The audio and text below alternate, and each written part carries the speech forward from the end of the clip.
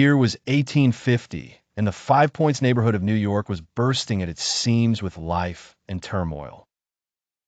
Rows of dilapidated tenements lined the narrow, muddy streets, and each seemed ready to collapse from their own weight.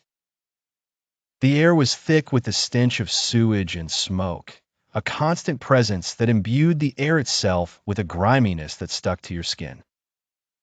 Amidst the chaos, a young girl named Arabella threaded her way through the crowd, her eyes locked on the path ahead. With her matted hair tucked beneath a worn bonnet and her grubby dress flapping against bony knees, Arabella was a common sight among the destitute inhabitants of Five Points. But today, her palm held something extraordinary, a letter sealed with crimson wax, a beacon of hope tucked against her chest. Arabella was on an errand for Mrs. O'Leary, the plump woman who operated the corner bread stand, offering stale loaves to people who couldn't afford anything fresher. Mrs. O'Leary was an understanding soul who employed Arabella's services not just because she needed help, but because Arabella needed work. Her mission today was of utmost importance, a secret correspondence to Mayor Wood that whispered promises of better times for this downtrodden neighborhood. Arabella knew little of politics, but she understood promises and hope. As she darted between a carriage and a gathering of men shouting over the latest news at the corner pole, Arabella adjusted her grip. She was determined to reach City Hall despite the filth and squalor pressing in around her. Suddenly, a commotion erupted. Nearby, a brawl had broken out between two groups of men, a frequent occurrence fueled by tensions over resources and survival. Arabella paused, her heart pounding as she calculated the safest route to avoid the skirmish. Stepping over a puddle of indeterminate origin, she skirted a group of drunken sailors whose clumsy movements threatened her balance. A series of tight alleyways lay ahead, each leading towards the city's seat of power. As Arabella entered the first passage, she took cautious steps, the sound of muffled aggression fading slightly. Midway through the alley, Arabella halted. From the shadow, a man emerged, his clothes no better than anyone else's but adorned with a singular bright tie. He looked upon Arabella with eyes that seemed to hold stories of their own. Without a word, he extended a hand. Arabella sensed an untold connection, an understanding perhaps born of shared struggle or mutual hope. She handed him the letter, their fingers brushing briefly, instilling an unspoken trust born from necessity rather than choice. With a nod, the man bade her continue, and Arabella found her bearings, pushing past the alley and into the relative bustle of the main street. Reaching City Hall's towering facade felt like conquering a titan. Its columns wrapped in shadow gave nothing of the hopes and dreams contained within. Arabella slid the letter into the wooden slot marked for correspondence, and with a sigh, she stepped back. The 5 Points coupled harsh realities with dreams just shy of fruition, mirroring the weary strength in Arabella's shoulders as she retraced her path back home. No guarantee existed that change would come, but her heart echoed with a resolute beat that resonated hope. In 5 Points, even as disease, poverty, and danger cast their long shadows, resilience and community shone with a steadfast light. Arabella knew she danced between darkness and hope, steps measured but determined. In the mid-19th century, 5 Points, New York, was the epicenter of urban squalor, a living nightmare for its residents. With a density that packed 7,000 souls into a single city block, each person had less space than today's inmates receive. Yet, despite the oppressive crowding, 5 Points offered no meals, clean water, or safety from the danger lurking in its dark hallways. To truly understand 5 Points, you first needed to inhale its fetid air. The smell, a mix of human waste, decaying food, unwashed bodies, and death. Eyes closed, drudged through the haze, perhaps a rat decomposing nearby. The thin walls allowed you to hear every sound. A baby crying, a couple's argument, and someone hacking painfully deep in the lungs. Sleep was a challenge, lying on a pile of damp straw covered with burlap. Not soft like a mattress, but infested with lice and bed bugs, creating itchy constellations from bites. Your sleep spot wasn't guaranteed. Tenants rotated shifts, moving between workers. In a 10 by 12-foot room accommodating 15, most shared quarters with strangers. 3 generations breathing the same fetid air. An Irish woman with an indeterminate age, whether 30 or 60, greeted you with news of a line at the pump. Singular, serving hundreds.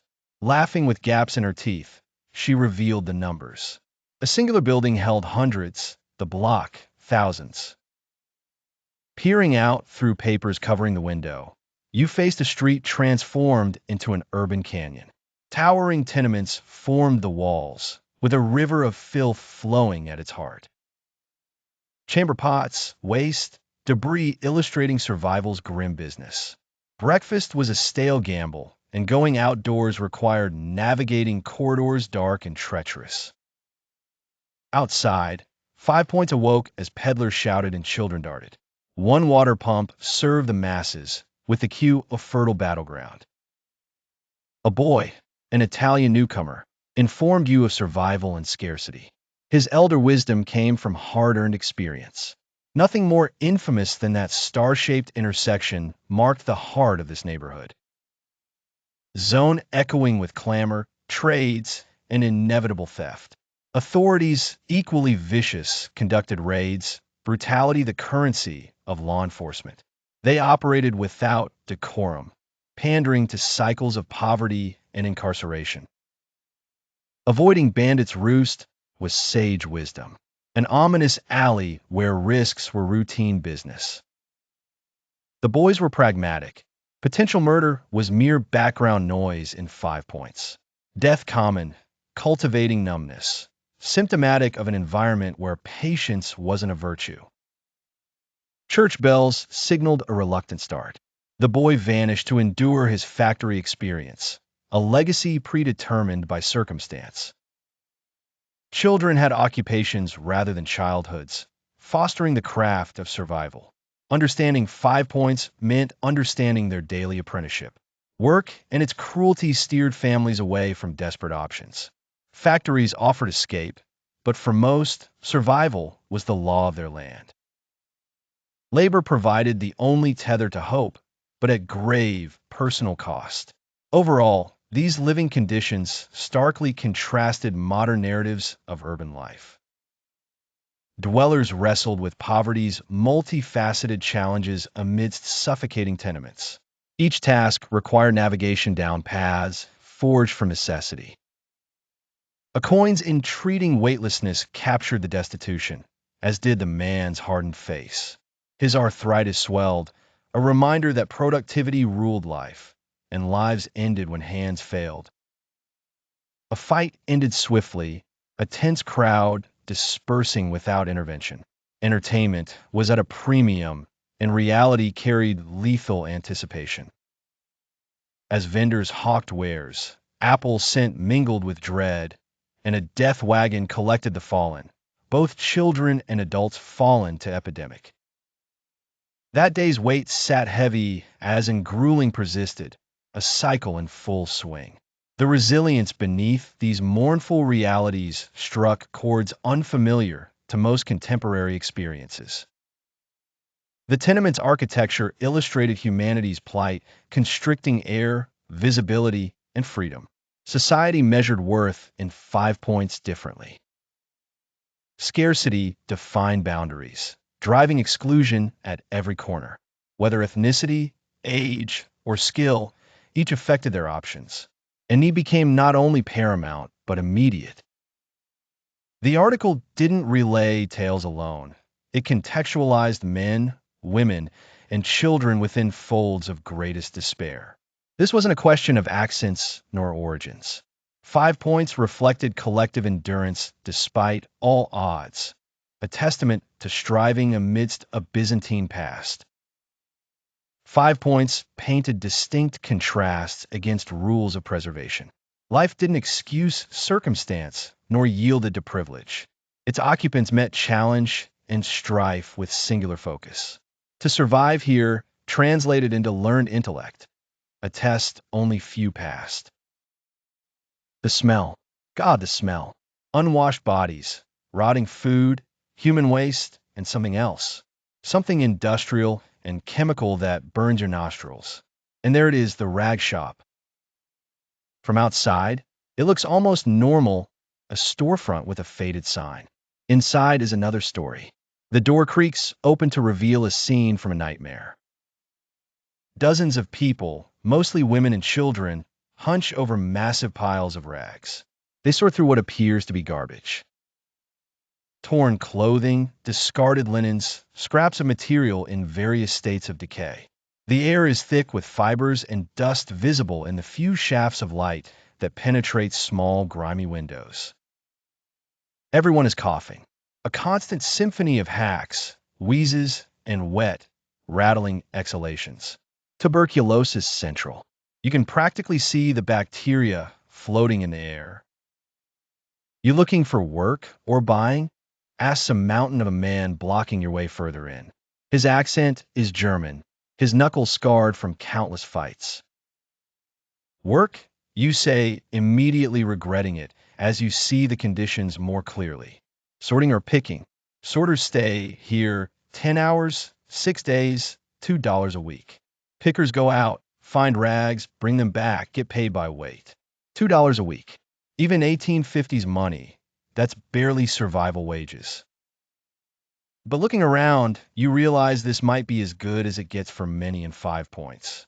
I'll pick, you decide, preferring to take your chances on the streets rather than in this tuberculosis factory. He hands you a burlap sack with a strap. Bring back clean ones only.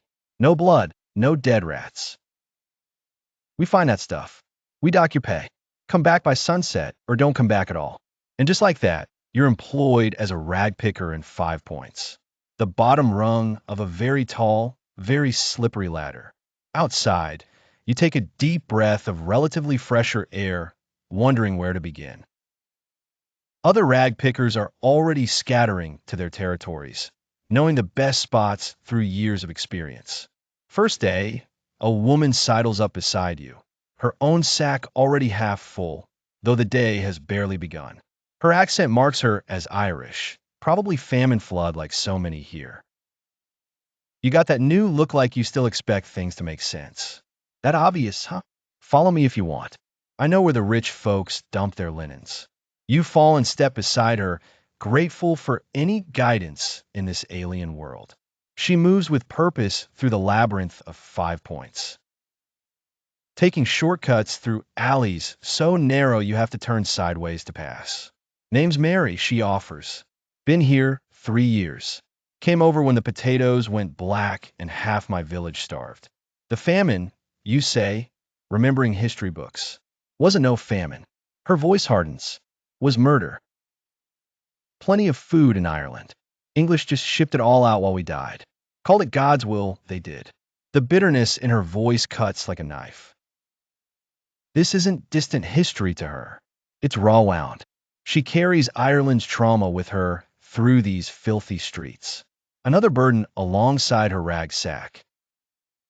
My man died on the crossing, she continues. Ship fever.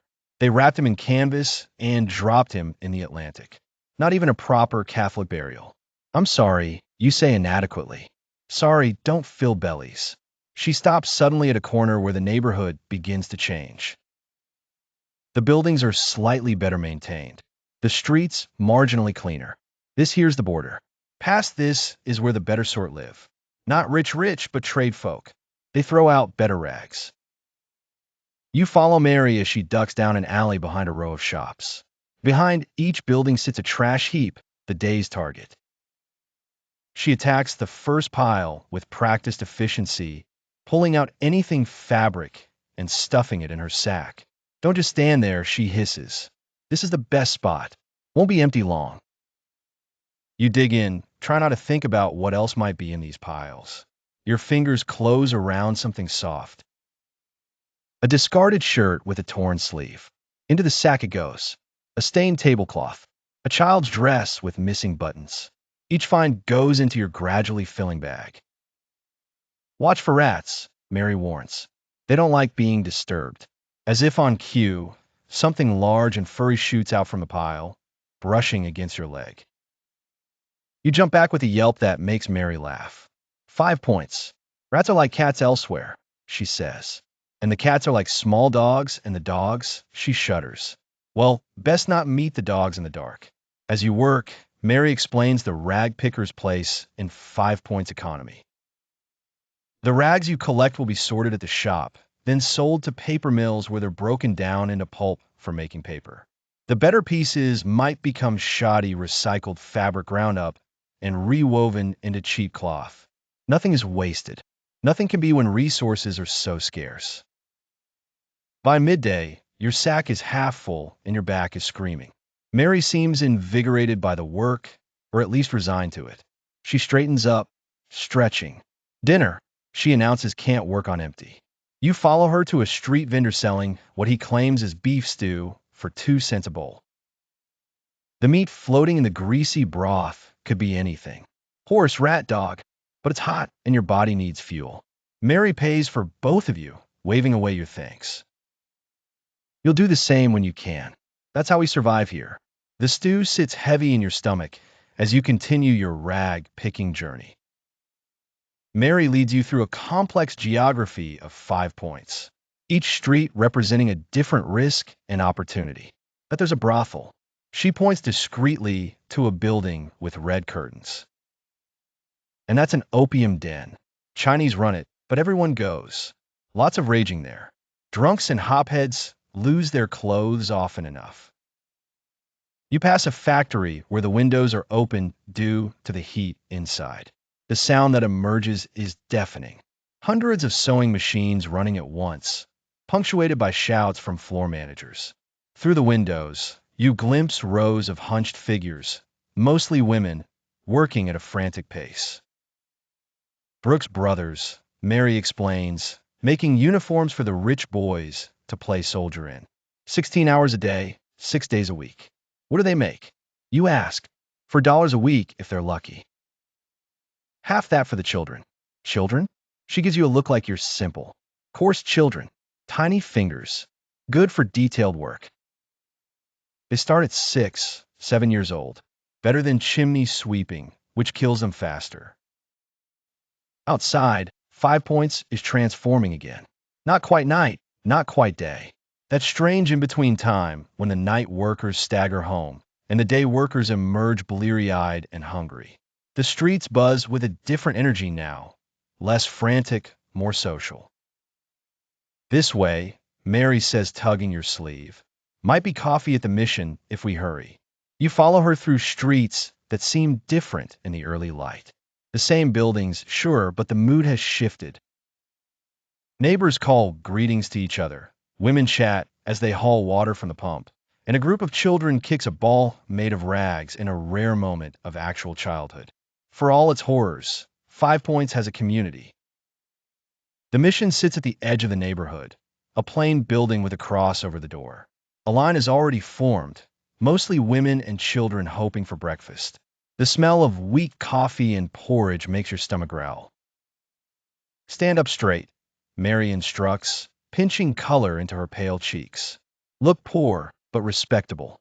They like to think they're saving the deserving poor, not the regular kind. You take your place in line, practicing your expression. Ahead, a stern-faced woman in a high-collar dress examines each supplicant before granting or denying entry. She's brutal, whispers a woman behind you, a baby balanced on her hip. The mission lady, clearly from one of the wealthy uptown neighborhoods, looks down her nose at a young Italian woman switching to painfully slow English. Have you found Jesus? She enunciates as if speaking to a toddler. The Italian woman, who probably speaks better English than she's letting on, shrugs and nods vigorously. See Jesus, very good food, please. The mission lady sighs, but waves her in. When your turn comes, the inspection is just as thorough. Are you employed? She demands. Yes, ma'am. Rag picking. You respond using Mary's coaching. HM. And you attend church services? Whenever possible, ma'am. A safe answer. She seems satisfied and waves you through. Inside, the mission is clean but sparse. Wooden benches around plain tables. Biblical quotes painted on the walls. A harried-looking man dispenses coffee from a massive pot. Two young women serve porridge from steaming cauldrons. No talking. Hisses a mission worker as you open your mouth to thank her for the bowl. Reflection and gratitude only. You sit in enforced silence, shoveling the bland porridge. It's barely seasoned, probably made with the cheapest oats available, but it's hot and filling around you. 5 Points residents do the same, some sneaking extra bread into pockets for later. Mary catches your eye and nods slightly toward the door. Time to go. You've gotten what you came for. No sense risking ejection for breaking the arbitrary rules. Back outside, the day has fully begun. The streets teem with life in all its 5 Points variety. Peddlers hawk their wares from carts and baskets. A knife sharpener sets up his wheel, the metal on stone screeching, adding to the cacophony. Children dart between adults, some playing, others already working as messengers or sellers. That's better, Mary says, stretching. Can't stand that quiet they force on you like we're supposed to be ashamed of eating. Where to now? You ask, feeling oddly energized after food and rest. It's Sunday, she reminds you. No rag shop today. Day of rest, supposedly. What do people do with a day off in 5 Points? Mary's laugh is genuine, crinkling the corners of her eyes. Rest? Who said anything about rest? Just different work, laundry, mending, brewing beer if you're lucky enough to have space. And for those with coin to spare, she gestures toward the heart of 5 Points, pleasure. 5 Points on a Sunday is a revelation. With many businesses closed and factory shifts reduced, the neighborhood becomes something else entirely, a vibrant, chaotic festival of humanity. People who spend 6 days a week working themselves to exhaustion use this precious free time to actually live. Paradise Square, Mary announces as you enter a small opening between buildings. It's a generous name for what's essentially just a slightly wider intersection, but today it's transformed. A fiddler plays a lively Irish jig while a circle of men and women dance, their movements quick and precise despite their obvious exhaustion. Nearby, a group of black men perform a different kind of dance, rhythmic, percussive, their feet creating complex patterns against the cobblestones. Step dancing, Mary explains, nodding toward the Irish dancers. And that there's tap dancing. The coloreds invented it, but now everybody's mixing it up together. Best dancers in 5 Points do both styles. The music is infectious, spilling out from bars and street corners. Irish fiddles blend with African drumming. Someone plays a Chinese eru, its wailing strings cutting through the din. 5 Points may be segregated in many ways, but its sounds have no boundaries. Mary O'Sullivan, that really you? A burly man with an impressive mustache pushes through the crowd, arms outstretched. Mary's face lights up with recognition. Patty Mulligan, when did you get out of the tombs? Tuesday last.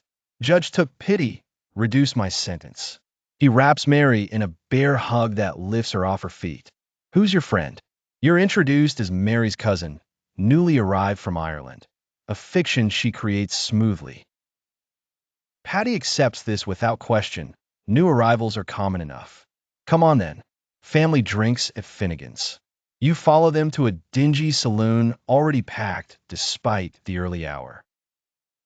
Inside it's dim and smoky, smelling of spilled beer and unwashed bodies. But there's genuine warmth here, too. People greeting each other, sharing stories, temporarily forgetting the hardships waiting outside. First round's on me, Patty announces grandly, slapping coins on the bar. Just got paid for unloading at the docks. The beer arrives in chipped mugs, dark, foamy, and probably safer than the water. You take a cautious sip and nearly choke. It's strong, barely cooled, and tastes vaguely medicinal. Good, ain't it? Patty grins at your reaction. Finnegan brews it in the basement. Put something special in it. He won't say what. Best not to ask, Mary adds with a wink. The saloon grows more crowded as morning slides into afternoon. A battered piano in the corner comes to life, played by a man missing several fingers. Nobody seems to mind the occasional wrong note. It's the spirit that counts. Patty introduces you around as Mary's cousin, each introduction conferring a little more protection, a little more community. You meet dock workers with hands like leather, seamstresses with permanently bent postures, and a chimney sweep whose laugh inevitably dissolves into coughing. That's Maggie Malone, Mary whispers. Once upon a time in the mid-1850s, there existed a neighborhood in New York City called FivePoints. Known as the worst slum in America, it was infamous for its squalor, danger, and overcrowding. Yet, in its heart, FivePoints was a cultural melting pot, stirring together African, Irish, European, and Asian traditions to create something uniquely American. Enter Juba, one of the few black performers who gained fame among white audiences as well. His fusion of Irish step dancing with African rhythms was mesmerizing, creating the art form of tap dancing. The crowd erupted as Juba executed a complex dance sequence, with feet moving almost too fast to follow. For a brief moment, FivePoints' ethnic divisions were forgotten, unified through the appreciation of genuine artistry. Mary, ever watchful and proud, remarked, "That's 5 points for you. Worst place in America, they say, but we made something they ain't got nowhere else." Nestled amidst its dangers, 5 Points was a cultural beacon, its density fostering both conflict and collaboration. As the dance concluded in goodwill handshakes, the crowd dispersed to their Sunday entertainments. Some headed to nearby churches, others drifted toward theaters offering body shows. "Come on," said Mary, tugging you towards a narrow alley and into a basement tavern. Inside, the room was alive with the brutal sport of bare-knuckle boxing. Two men circled each other, fists raised, scant adherence to any fancy rules. Patty appeared beside you, beers in hand, explaining, "None of them fancy Queensberry rules here." Bets shifted rapidly as the fighters attacked, Irish against German, both hardened by daily physical labor. The fight was swift and brutal, soon yielding the victor. The crowd roared as two new fighters took center stage. Informing you, Mary shared their plight, two brothers fighting for their father's place on the docks after an injury. 5 Points residents shared such hardship with matter-of-fact acceptance. The basement tavern grew hotter and more raucous with each fight, adrenaline drowning out grim realities. Momentary escape, Mary's intuitive guidance, brought you to another 5 Points institution, Mosley's Ale House. Mosley's, she introduced, been here forever. Inside, the atmosphere was surprisingly orderly. No hard liquor, no women except Mary, due to her earned respect, and absolutely no fighting. It stood stalwart against encroaching neighborhood decline. When the neighborhood started going bad, Mosley stayed good. Patty chimed in, always near. Conversation flowed freely, with discussions on politics, work grievances, family troubles, neighborhood gossip. For now, 5 Points reality receded, replaced by human connection. As dusk set, the mood subtly shifted. People prepared to leave before darkness brought out 5 Points' most dangerous elements. Yet, there remained one final toast to absent friends, carrying significant weight in a community where loss was frequent. Outside, 5 Point transformation was palpable. Women who worked the streets emerged. Gangs gathered at corners. Those with homes hurried forth, while the homeless claimed doorways for the night. I should check on my cousin, Mary stated, casually noting her cousin's imminent childbirth, a precarious process in 5 Points. You stepped out from the warm embrace of Mosley's as the evening chill emerged. 5 Points after dark was another world. With threats lurking, danger hid within shadows. Mary advised, stay close, leading through hidden ways, adept with lessons learned from hard experience. The booming day came to an end, but 5 Points revealed a profound truth. Amidst the perils, its people found ways to truly live. It wasn't much, nor was it fair, yet in the midst of obstacles that should crush humanity, 5 Points endured. Against all odds, its crooked heart beat strong in the center of America's greatest city. The morning air is thick with tension in 5 Points. A symphony of coughing echoes through the tenement, a jarring wake-up call. It's not the hacking cough of a chimney sweep or someone clearing their throat. It's persistent, aggressive, tearing at the very bones of those trapped in its grasp. Mary lies awake on the floor, her expression weary but resigned. Cholera, she mutters, pulling herself into a sitting position. The name itself carries the gravity of death, especially in the 1850s where illness often spells doom. The water supplies tainted, the conditions favorable for the disease. Mary's observations of the neighborhood's rhythms reveal concerning signs. People absent from their usual spots, Mrs. Donovan conspicuously missing from her post at the pump, a fixture even rain couldn't deter. The air, once filled with the forced laughs of revelry, now choked with a palpable dread. What do we do? You ask, dreading the inevitable answer. We work, Mary replies, her pragmatism stark yet practical. We eat, if luck finds us. We avoid the sick, pray it doesn't find us. The words encapsulate the harsh reality of 5 Points, where survival means working through rampant sickness. Outside, fear alters the neighborhood. People move quickly, avoiding each other when they can. A mandate arrives, demanding residents vacate their buildings for fumigation. The order echoes fear of the epidemic's grip, and the crowd gathers, indignation simmering to boiling. A woman furiously questions the official. Where should we go? That's not the concern of the department. The man replies coldly, indifferent. Rumbles of discontent rise to a crescendo as policemen intervene, their batons ready.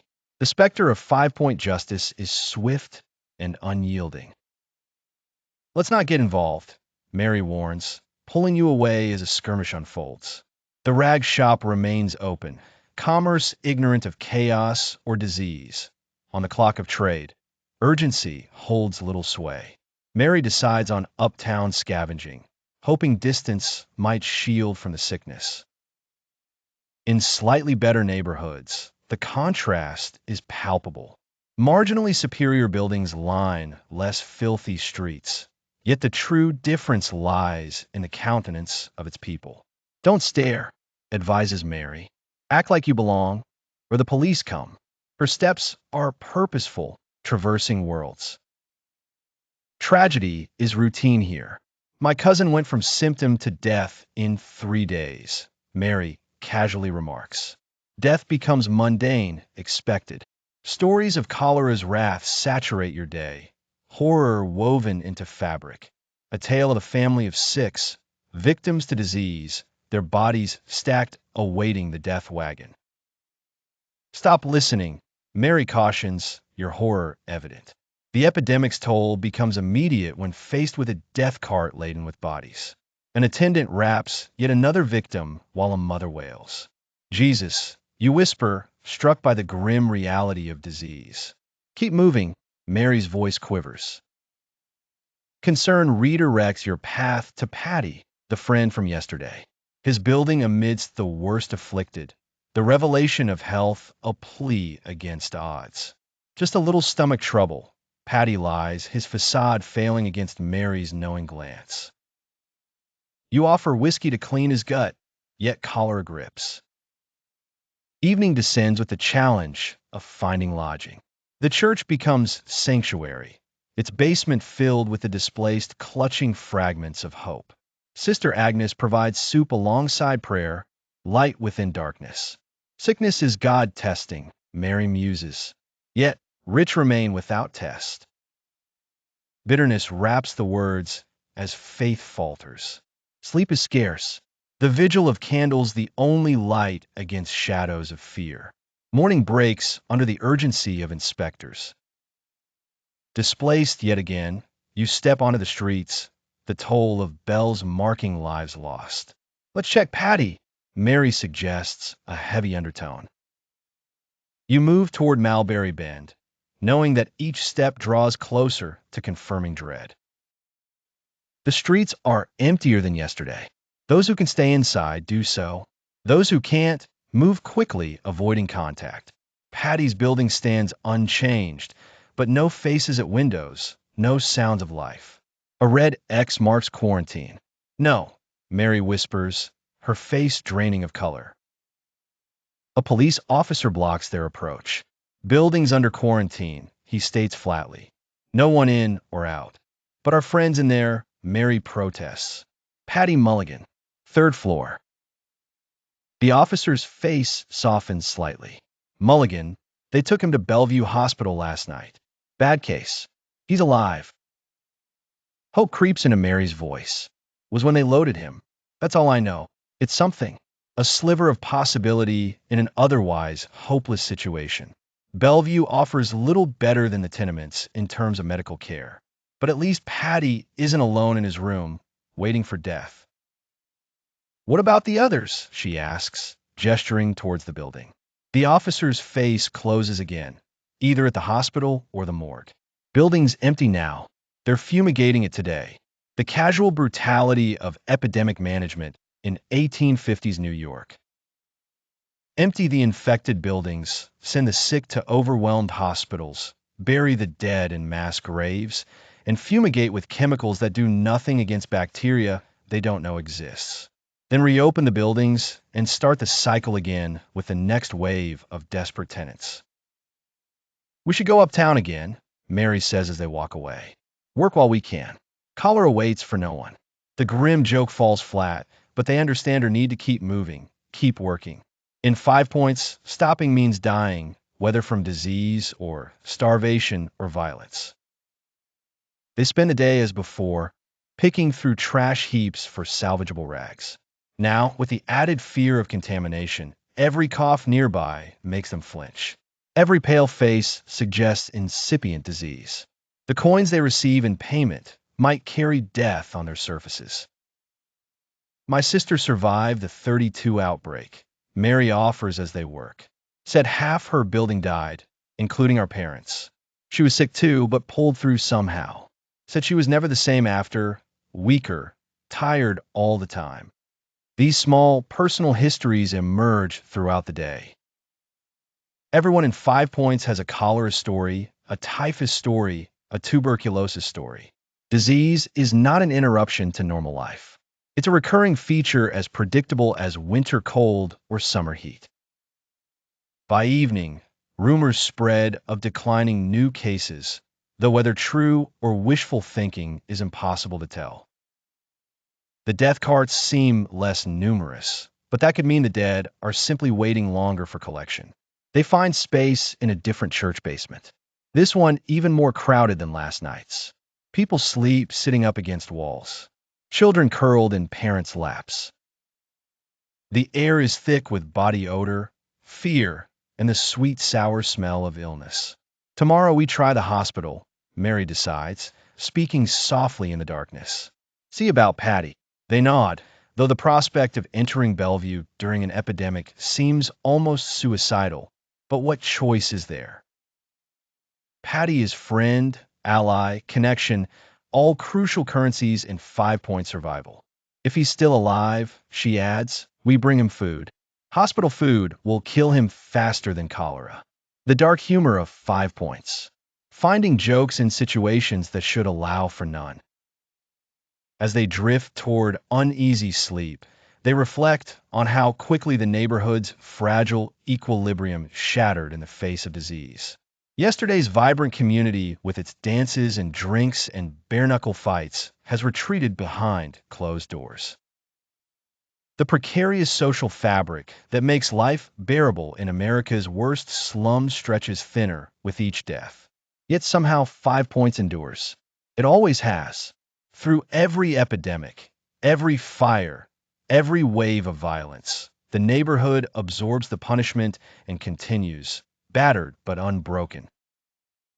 The people adapt, survive, rebuild their community bonds when the immediate crisis passes. Tomorrow will bring more challenges. Finding Patty, securing safe lodging, continuing to work despite the risks.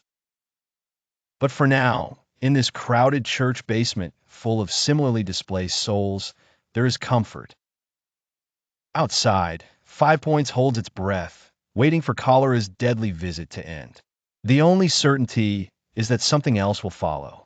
Typhus, perhaps, or tuberculosis, or a winter of starvation. The neighborhood's history is written in such disasters, punctuating the daily struggle for survival. But tonight, they are alive. In 5 Points, that's victory enough. Dawn breaks over 5 Points with a surprising gift. Rain. Not the violent summer storms that flood the low-lying streets and overflow the already taxed sewers, but a gentle, persistent shower that washes some of the filth from the cobblestones. The air smells different, almost clean for the first time since they arrived in this historical nightmare. Rain's good, Mary observes, standing under the church doorway. Clears the miasmas. Might help with the cholera. Her folk understanding isn't entirely wrong. The rain will at least temporarily clean the streets, washing away some of the contamination that spreads disease. It's not enough, not nearly enough, but in 5 Points they take whatever small mercies come their way. The church has provided a meager breakfast, watery porridge, and stale bread. It's more than many will eat today. They take their portion gratefully, noticing how the other displaced residents do the same. No complaints, no demands for better, just quiet gratitude for anything at all. Bellevue first, Mary decides, finishing her porridge. Then work if there's time. The hospital sits on the East River, a considerable walk from 5 Points. The rain continues as they make their way through streets that grow marginally better with each block away from the slum. By the time they reach Bellevue, they're soaked but cleaner than they've been in days. Bellevue Hospital in the 1850s bears little resemblance to the modern medical center it will become. The imposing stone building looks more like a prison than a place of healing. Its grim architecture promising little comfort to those inside. Never been in a hospital before, Mary admits. Hesitating at the entrance, never could afford it. For most 5 Points residents, hospitals are places to die, not recover. Home remedies, folk medicine, and simply enduring illness are the usual approaches. Only the desperately ill, or those with no home at all, end up in institutions like Bellevue. Inside the hospital is chaos incarnate. Patients line the hallways on makeshift pallets, many clearly suffering from cholera's brutal symptoms. Harried nurses move between them, offering water and little else. The smell hits them like a physical force. Bodily fluids, disinfectant, and the distinctive sweet-sour odor of disease. We're looking for Patty Mulligan, Mary tells an exhausted-looking attendant brought in yesterday from Mulberry Bend. The man barely glances up from his ledger. Ward, see if he's still alive. The casual cruelty of the statement makes Mary flinch, but she pushes forward, navigating through corridors filled with the suffering and dying. 5 Points residents all around them, removed from their familiar squalor only to die in institutional squalor instead. Ward C is a long room with beds lining both walls, most occupied by men in various stages of cholera. The smell is even worse here. The sound's a symphony of human suffering, moaning, wrenching, praying, crying, and they're halfway down on the left, a familiar face.